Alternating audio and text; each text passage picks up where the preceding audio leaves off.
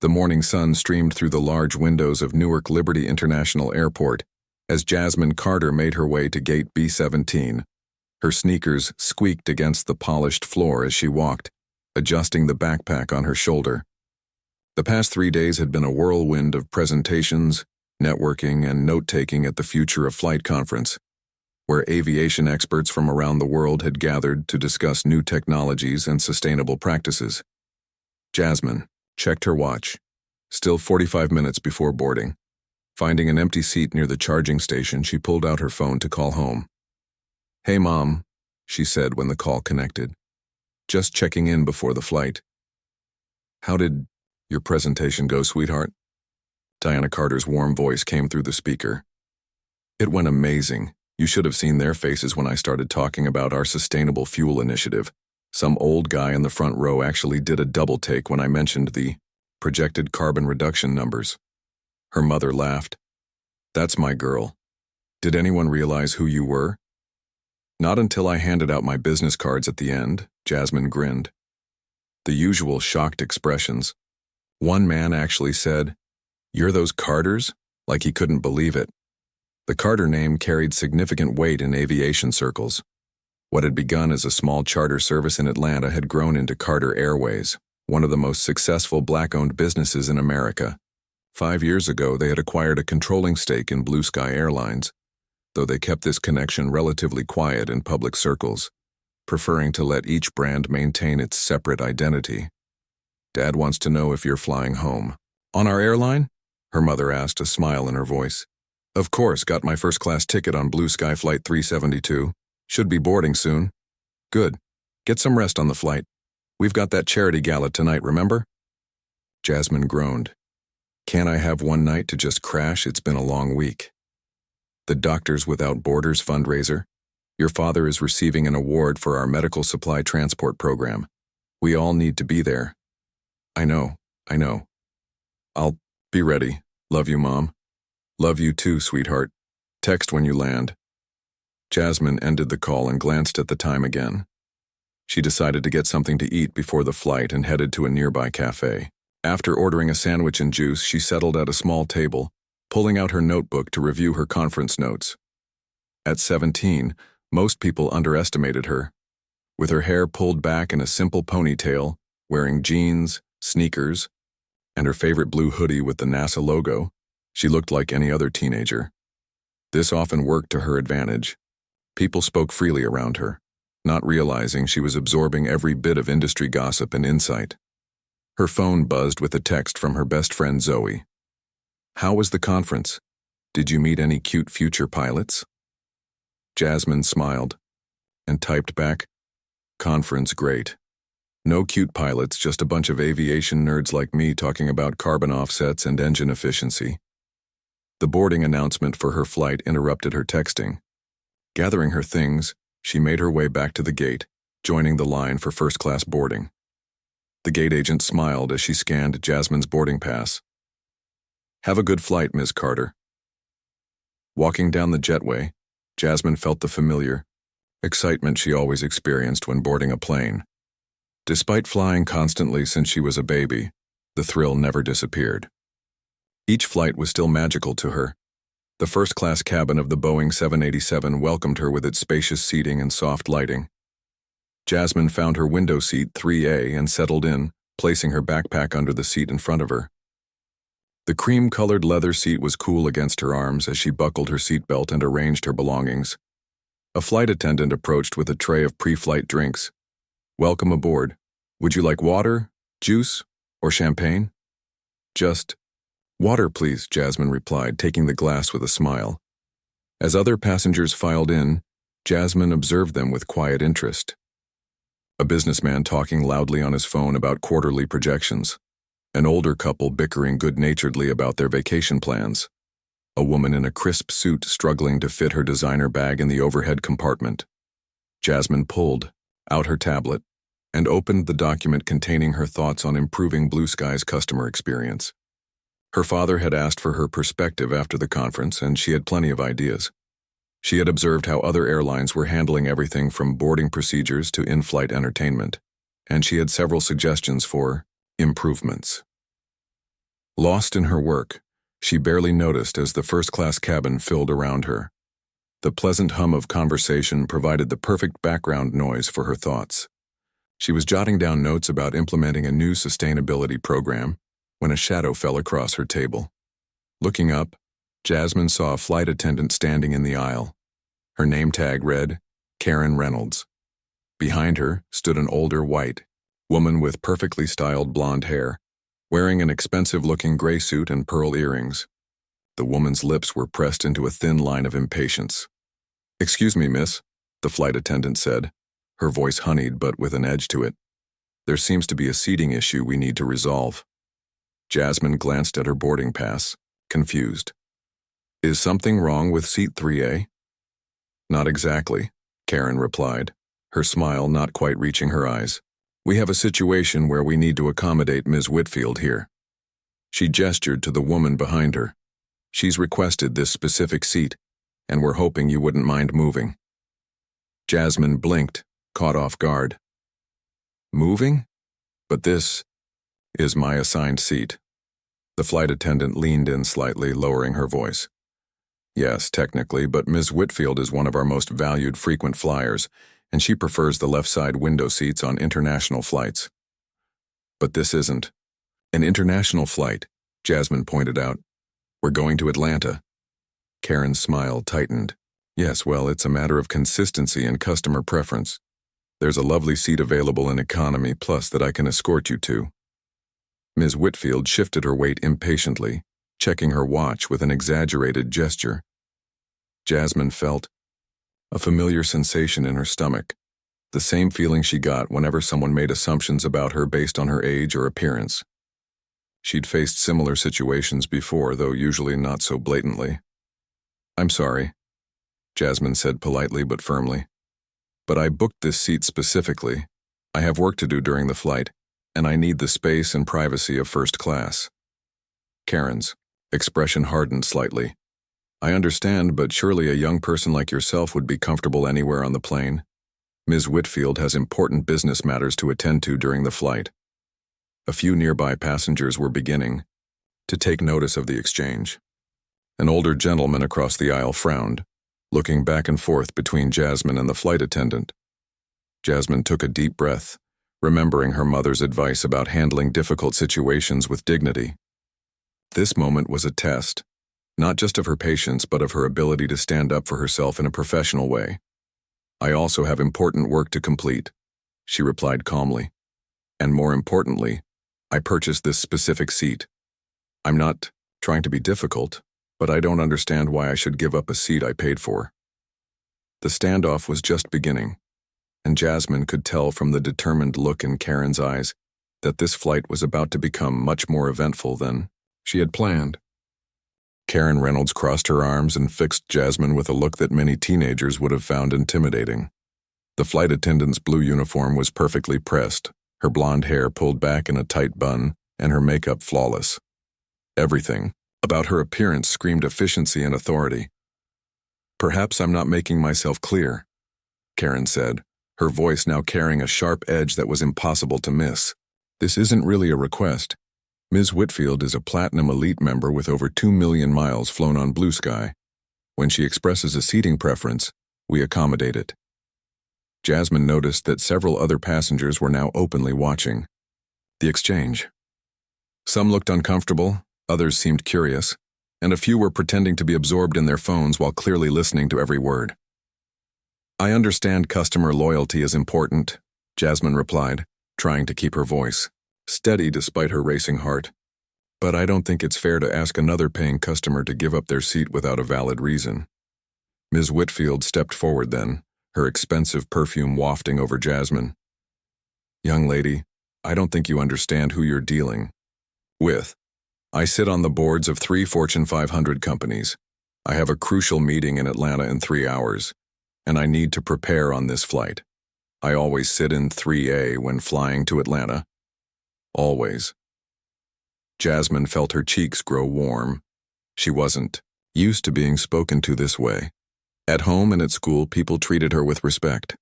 Even at the aviation conference, where she was by far the youngest attendee, Professionals had listened to her ideas and engaged with her thoughtfully. "I'm sorry about your meeting," Jasmine said, "but that doesn't change the fact that this is my assigned seat. If sitting on this side of the plane is so important, maybe you could take 4A or 5A. She gestured to the rows behind her. There are also window seats on the left side. Ms. Whitfield's eyes narrowed. "I specifically need row, for the engine noise is minimal here." A middle-aged man sitting across the aisle in 3B cleared his throat. "Excuse me," he said, addressing Karen. "I couldn't help overhearing. I've been flying Blue Sky for years, and I've never seen a passenger asked to move like this. Isn't it company policy that assigned seats are guaranteed unless there's a safety issue?" Karen flashed him a tight smile. "Sir, this is an internal matter that we're handling. Please don't concern yourself." "It doesn't seem very internal when you're discussing it in front of everyone," the man countered. Karen ignored him and turned back to Jasmine. "Listen, there's a perfectly good seat in row 23. I checked, and it's an aisle. You'll have plenty of room." "That's in economy," Jasmine pointed out. "I paid for first class." "We would refund the difference, of course," Karen added quickly. Jasmine shook her head. "I specifically booked first class so I could work comfortably during the flight. I have presentations to review." Ms. Whitfield let out an exasperated sigh. "What kind of presentations could a teenager possibly have that are more important than my board meeting preparations?" Something in Jasmine snapped then, not in anger but in determination. She'd worked too hard to be dismissed this way. She thought about her parents who had taught her to stand up for herself while always remaining respectful. "I was just presenting at the Future of Flight conference in New York," Jasmine said calmly. "I have follow-up materials to prepare before meetings tomorrow." Karen's eyebrows raised slightly, the first genuine reaction Jasmine had seen from her. "You were presenting at an aviation conference?" "Yes," Jasmine replied simply, not offering more information. A flight attendant from economy class approached, looking confused. "Karen, is there a problem? We're almost done with boarding." Karen glanced at her watch, clearly frustrated by the delay. "Alicia, could you please explain to this young lady why we need to accommodate Ms. Whitfield's seating request?" The new flight attendant, Alicia, looked at Jasmine and then back at Karen with uncertainty. What's the issue exactly? Did she board with the wrong group?" "No," Jasmine said before Karen could answer. "I'm in my assigned seat 3A. This lady wants my seat and your colleague is trying to move me to economy." Alicia looked even more confused. "But we don't do that. Passengers keep their assigned seats unless there's an aircraft change or a safety issue." Karen's face flushed. "Alicia, Ms. Whitfield is a Platinum Elite member who always sits in 3A on the Atlanta route. It's noted in her profile." "That's a preference, not a guarantee," Alicia said, lowering her voice. "Karen, you know the policy." Ms. Whitfield was becoming visibly agitated. "This is ridiculous. I've never had this problem before. I need to prepare for my meeting and I can't focus if I'm not in my usual seat." The commotion was attracting more attention now. A woman a few rows back had taken out her phone and appeared to be recording the scene. Jasmine noticed this and felt a wave of anxiety. She didn't want to become a viral video sensation. She just wanted to go home and sleep in her own bed after a long week. An older gentleman in a pilot's uniform entered the first-class cabin, likely drawn by the growing disturbance. "What's going on here? We need to close the doors for departure." Karen straightened up immediately. "Captain Reynolds, we're just resolving a seating issue." The captain looked at Jasmine, then at Ms. Whitfield, then back at Karen. "What kind of seating issue? We're running behind schedule. Ms. Whitfield needs seat 3A, but this young lady is refusing to move," Karen explained, her tone suggesting Jasmine was being unreasonable. The captain frowned. "Is there something wrong with Ms. Whitfield's assigned seat?" "I always sit in 3A, Ms. Whitfield insisted.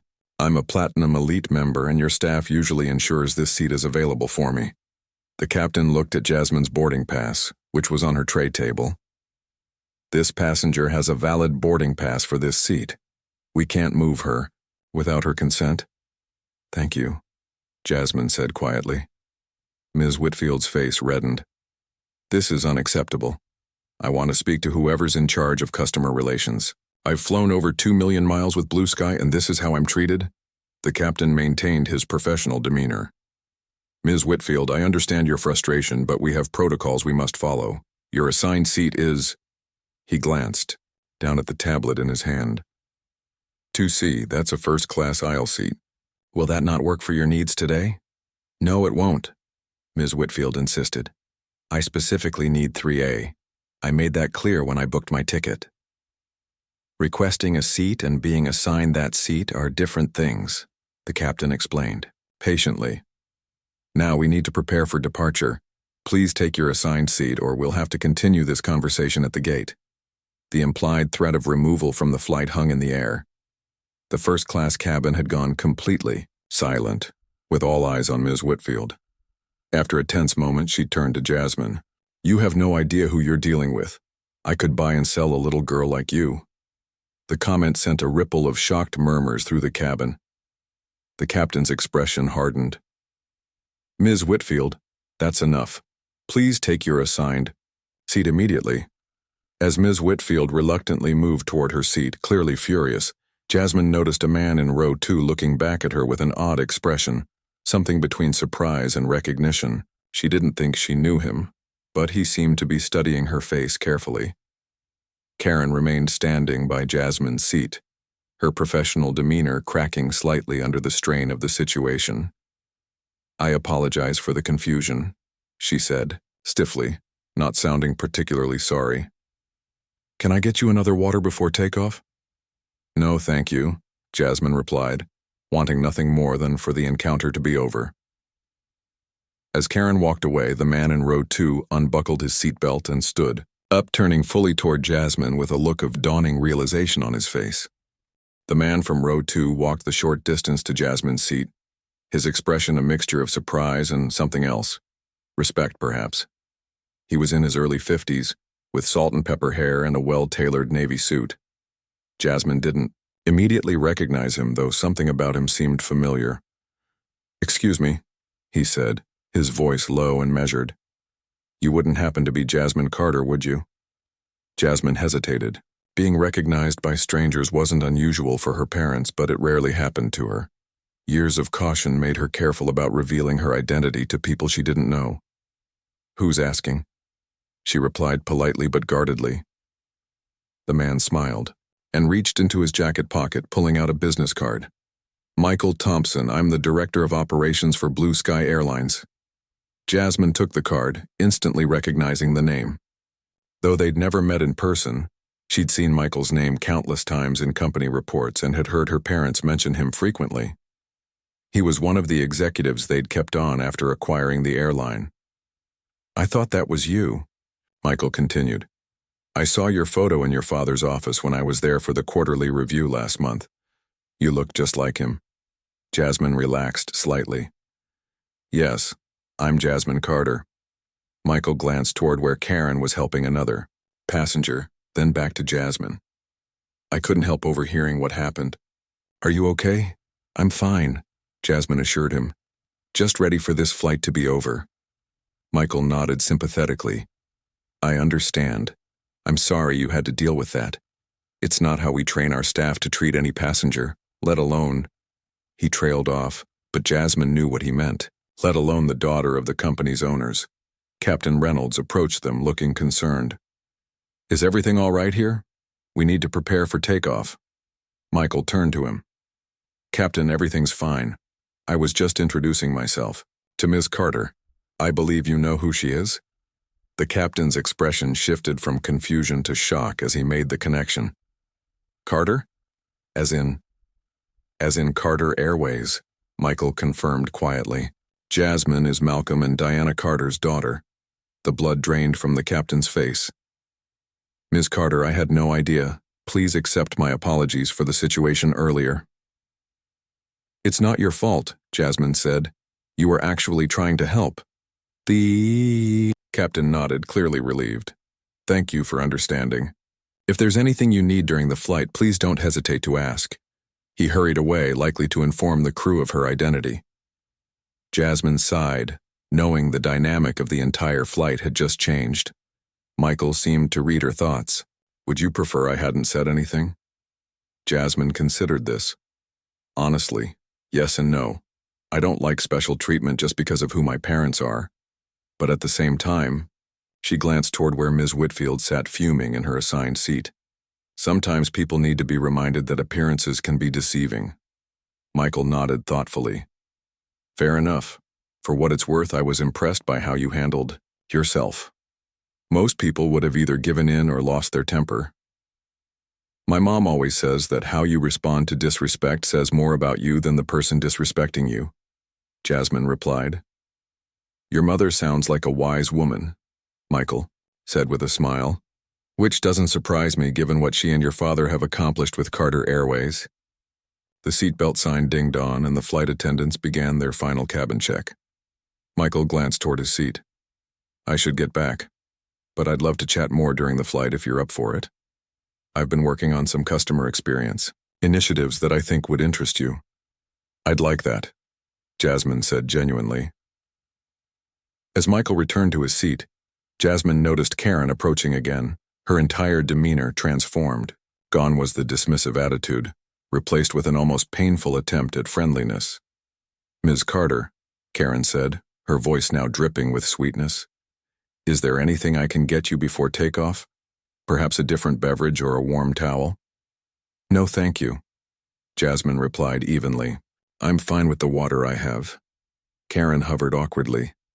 I want to personally apologize for the misunderstanding earlier. Had I known who you were?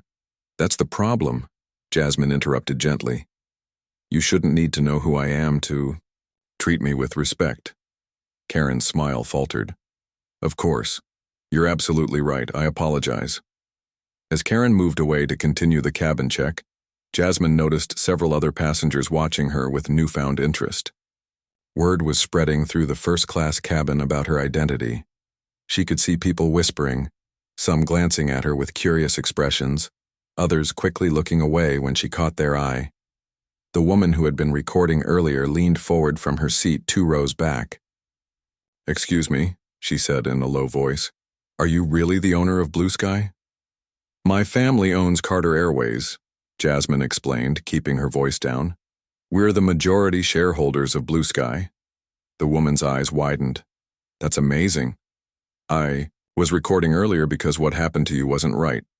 I thought it might need to go on social media to hold the airline accountable. But wow, talk about a plot twist. Jasmine smiled politely, but felt uneasy about the situation becoming a viral moment. I appreciate your concern, but I'd prefer if you didn't share that video.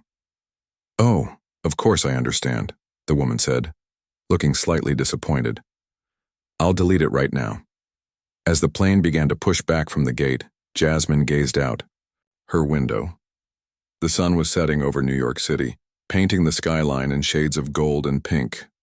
She felt a complex mix of emotions. Embarrassment at being the center of attention, satisfaction at standing her ground, and a strange sense of responsibility.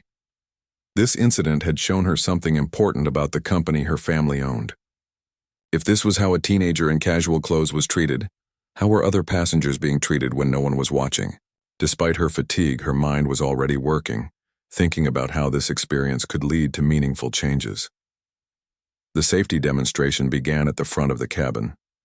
Jasmine noticed Ms. Whitfield deliberately ignoring it, tapping away on her tablet with sharp, angry movements. Across the aisle, the middle-aged man who had spoken up earlier caught Jasmine's eye and gave her a small nod of approval. The plane taxied toward the runway, joining the queue of aircraft waiting for takeoff. Jasmine pulled out her phone one last time before flight mode would be required, sending a quick text to her mother. Got an interesting story to tell you when I land. Nothing bad, but definitely eye-opening. Diana's response came seconds later. Can't wait to hear it. Fly safe, sweetheart. As Jasmine put her phone in airplane mode, she noticed Karen watching her from the front of the cabin with an unreadable expression. Their eyes met for a moment, and Jasmine saw something shift in the flight attendant's face, perhaps the first glimmer of genuine regret. The engines roared to life as the plane began its takeoff roll. Jasmine felt the familiar push back in her seat as the aircraft accelerated down the runway. No matter how many times she flew, this moment always gave her a thrill. The powerful surge forward, the moment of suspension as the wheels left the ground, and then the beautiful ascent into the sky. As the plane climbed higher, leaving the troubles of the ground behind, Jasmine made a decision. This incident wouldn't be just an uncomfortable memory or a story to tell at dinner. It would be a catalyst for change. The plane leveled off at cruising altitude, the seatbelt sign dinged off, and the cabin crew began their drink service. Jasmine noticed the flight attendants whispering to each other at the front of the cabin, occasionally glancing in her direction. Word had clearly spread among the crew about who she was. Michael Thompson returned to chat with Jasmine as promised, taking the empty aisle seat beside her after asking if she minded the company. "So," he said, keeping his voice low, "what brings you to New York? Business or pleasure?" "Business," Jasmine replied. "I was speaking at the Future of Flight conference about sustainable aviation initiatives." Michael's eyebrows rose. "That's impressive. Most of our executives don't even get invited to speak there." Jasmine smiled. "I was representing Carter Airways, not Blue Sky.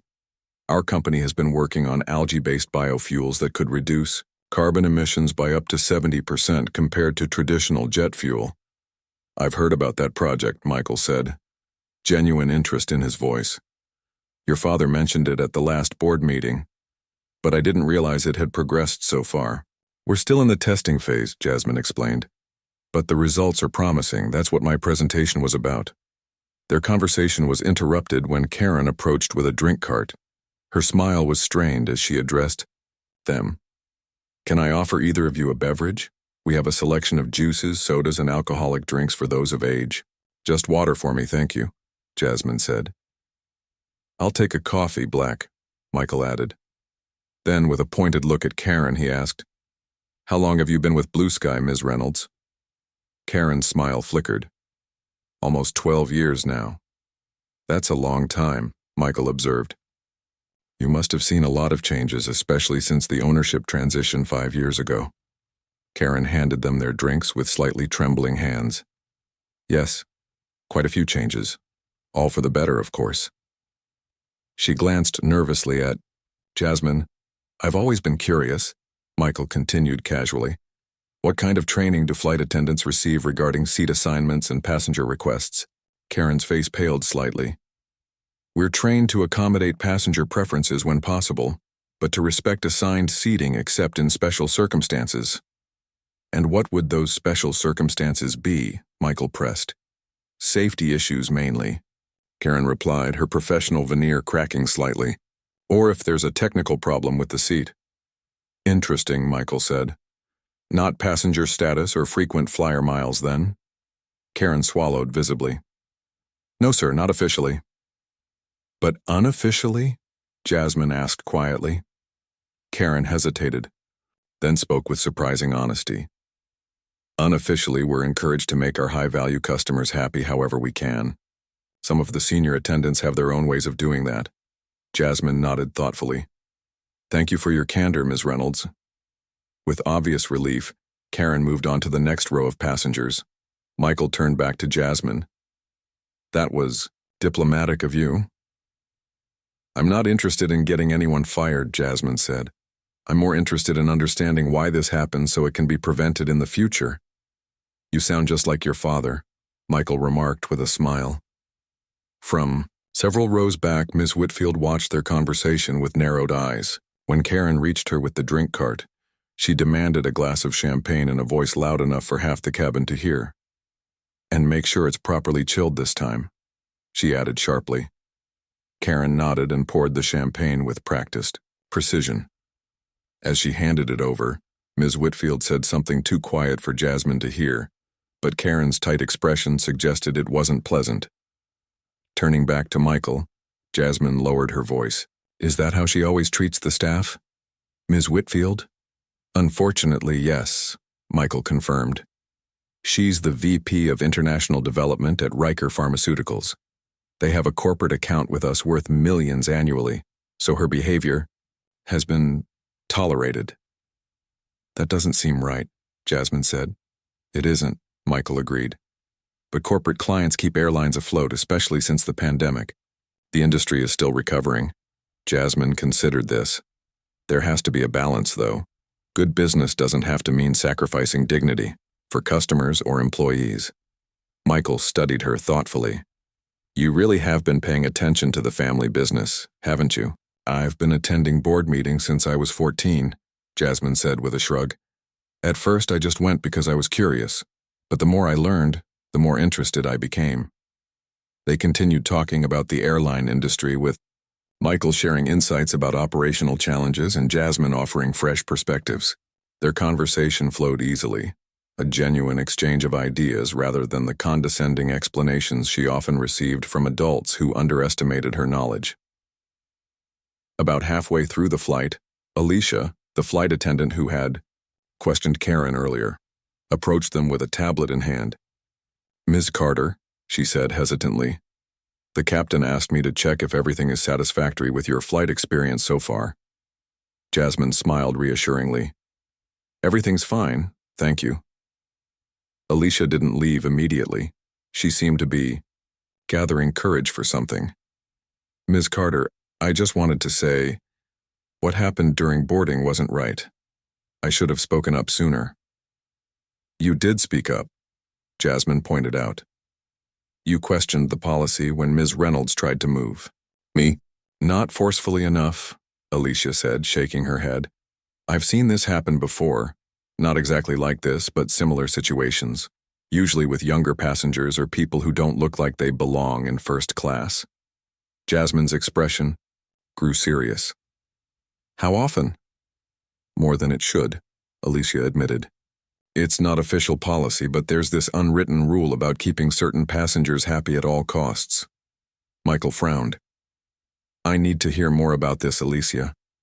Would you be willing to speak with me officially once we land? Alicia hesitated, then nodded. Yes, sir. I think it's time someone addressed it. After Alicia left, Jasmine turned to Michael.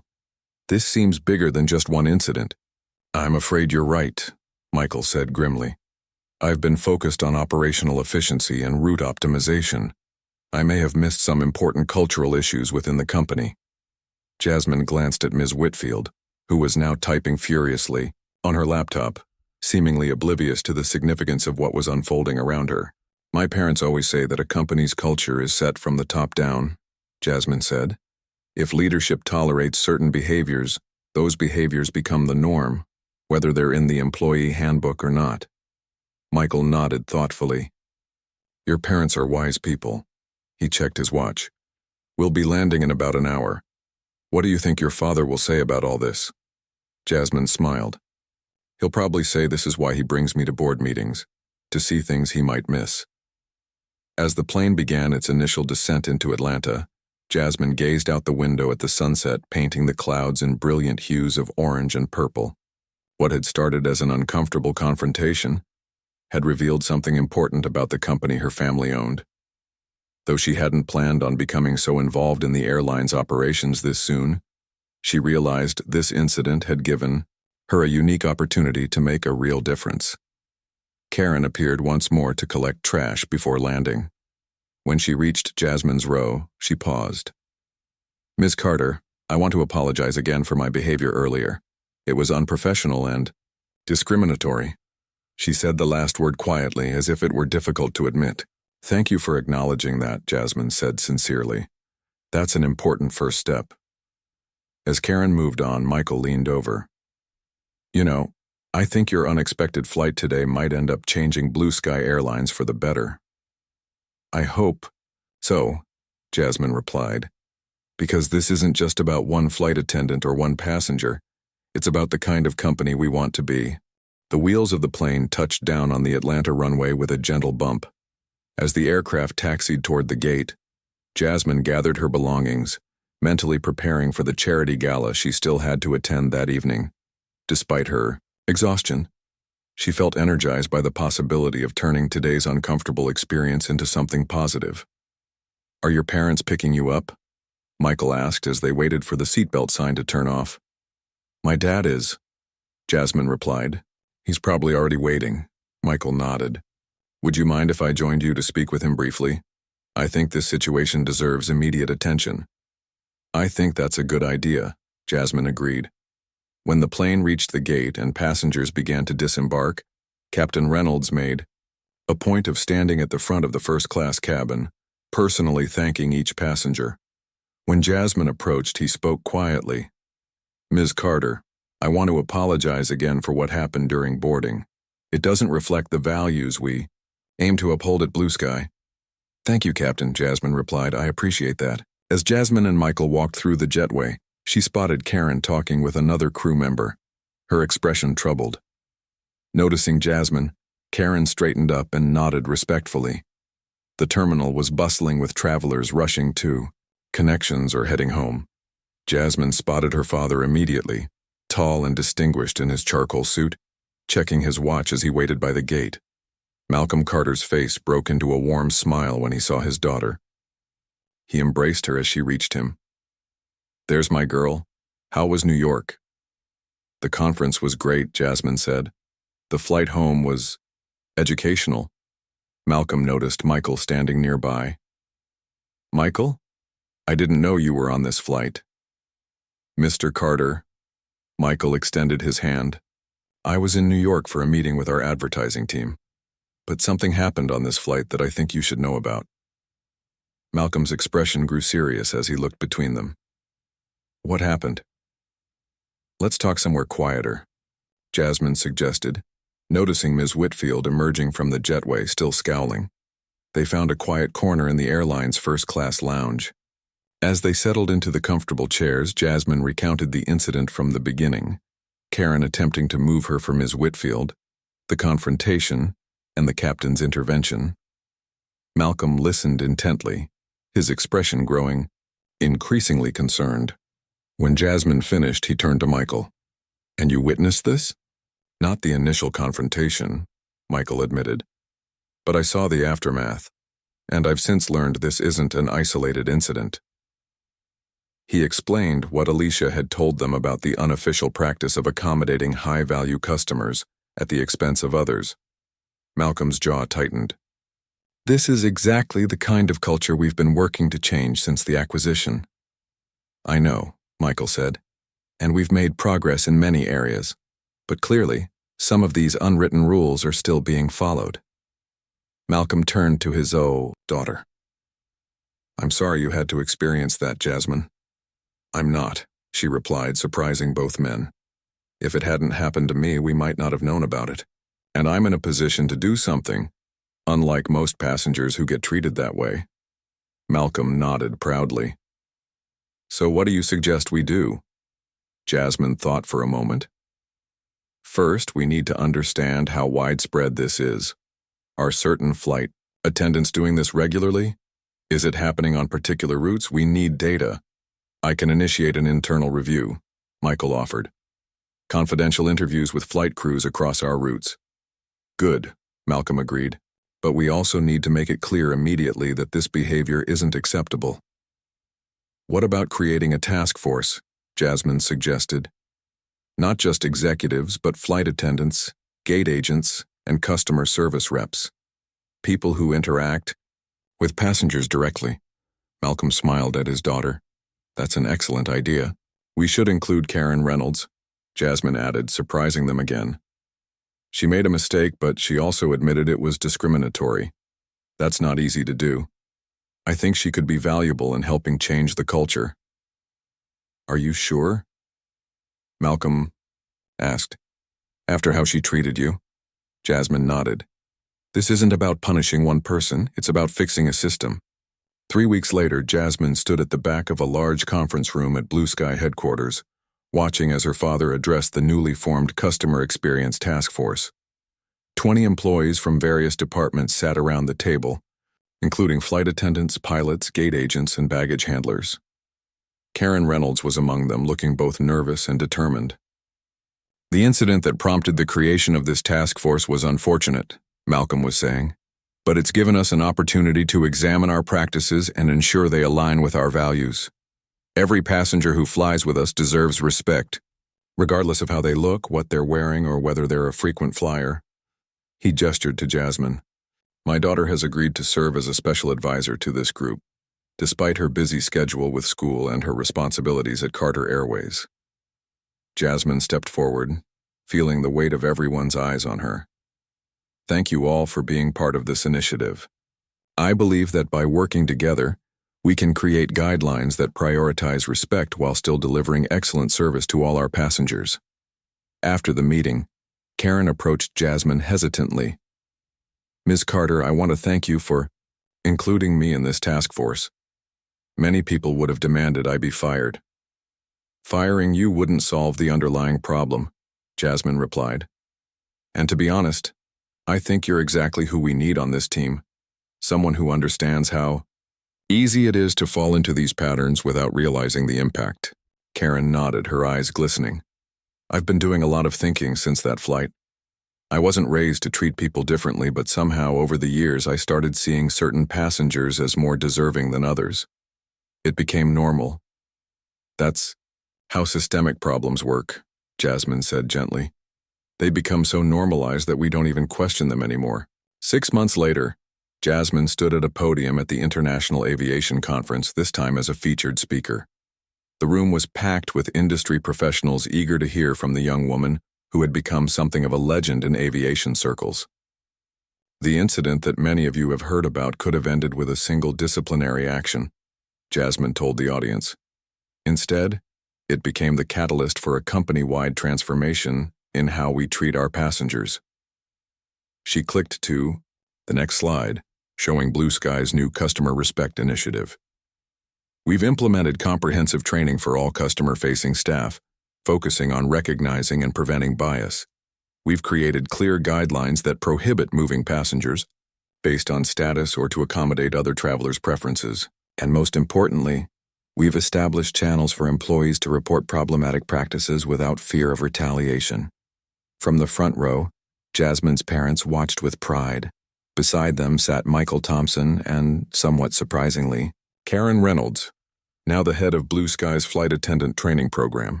The true measure of a company isn't whether mistakes are made, Jasmine concluded. It's how those mistakes are addressed. At Blue Sky and Carter Airways, we're committed to learning, growing, and ensuring that every passenger feels valued, not because of who they are or how much they spend with us, but simply because they chose to fly with us. As the audience rose in a standing ovation, Jasmine caught Karen's eye. The woman who had once asked her to give up her seat now nodded respectfully, a silent acknowledgement of how far they'd both come. What had begun as an uncomfortable confrontation had transformed into something powerful, a reminder that sometimes the most meaningful changes come from the most unexpected situations. And for Jasmine Carter, it was just the beginning of her journey to help shape the future of aviation.